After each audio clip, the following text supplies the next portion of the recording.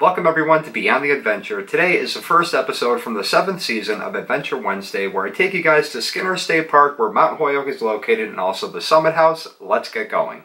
Beginning this episode out here, you can see the Summit House on the ridge on the left. Now here is the new Season 7 intro. You guys know I'd like to include different clips of previous seasons in the intro, so you guys will have seen Mount Greylock. There's a natural bridge there. You're also going to see Luray Caverns, which is all things that we went to last season on Adventure Wednesday. So starting us off here, I had taken you guys here a couple of years ago. I will throw the link up above or down below in the description if you want to check that episode out. I also talked about this place a few episodes ago on Beyond the Adventure. Anyways, getting started here, I'm just giving you guys a little backstory, which if you missed that, I will go over here in 1 second. But pulling into the park, there's usually somebody standing at that booth there collecting money. Anyways, they had just paved this road. Last time I was here was back in the spring. I had not taken you guys here, but last time I was here was in the spring and the road was all ground down. I mean, it was in pretty rough shape for a while now, and it's nice to see that they actually spent some money and paved it. So anyways, this is Skinner State Park. It's located in Hadley in South Hadley, Massachusetts. Now going on to the Wikipedia page, Joseph Allen Skinner State Park is a state-owned public recreation area located in the towns of Hadley and South Hadley in the Connecticut River Valley of western Massachusetts. The state park surrounds Mount Holyoke, the westernmost peak on the Mount Holyoke Range. At the summit is the historic Prospect House, also known as the Summit House or the White House on the mountain. It's an old hotel first opened in 1851.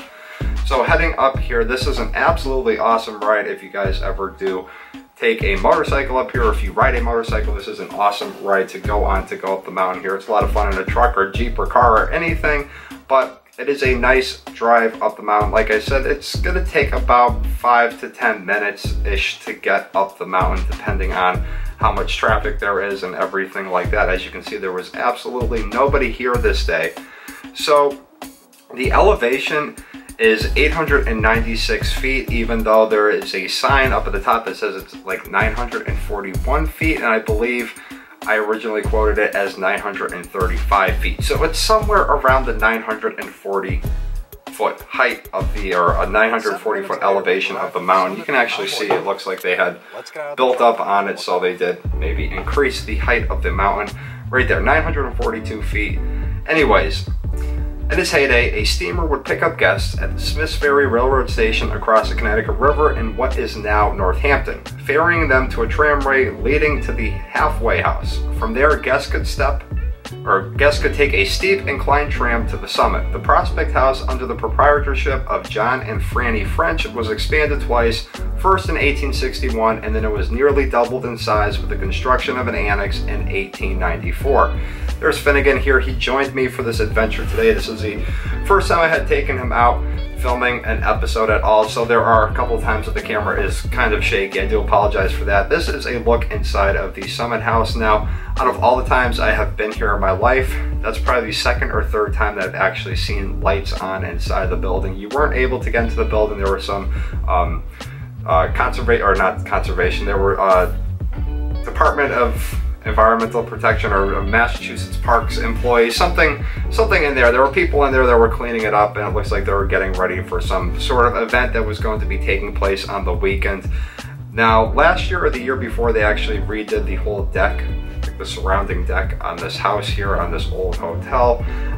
Going back to some of the information about it, in 1908, the property was sold to the Mount Holyoke Hotel Company.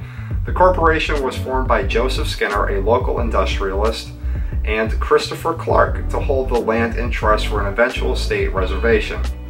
The hotel continued operation until the hurricane of 1938 badly damaged the 1894 annex, which was subsequently demolished.